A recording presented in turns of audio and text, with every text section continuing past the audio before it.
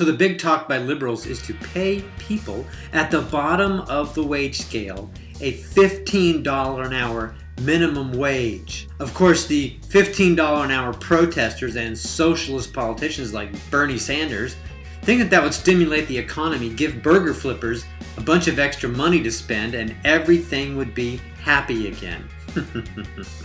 That's next on Conservative News, so stick around.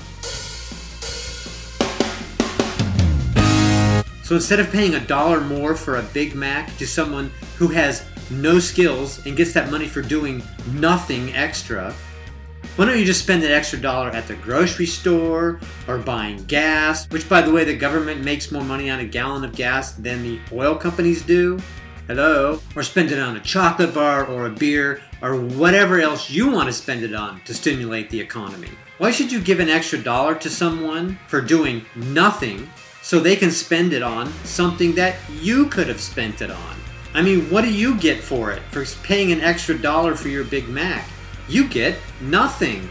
How does that help the economy? Okay, if liberals and socialists think that $15 an hour is a good rate for a minimum wage, why don't we just make it $20 an hour? Why don't we make it $30 an hour? Why don't we make it $50 an hour? How about $75 an hour? How about $100 an hour? How about $125? How about $150? Can I hear $175?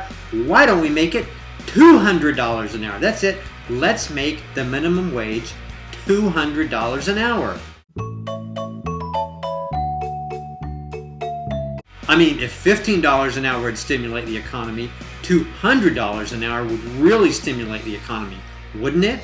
Can anyone, President Obama, Bernie Sanders, can any liberal or liberal politician out there tell me what's wrong with paying a minimum wage of $200 an hour?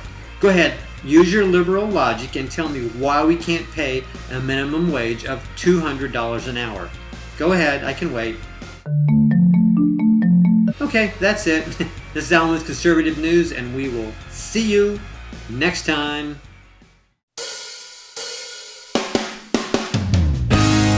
What's this? Seattle? They're having a protest and they want $210 an hour for a minimum wage? That's a good idea.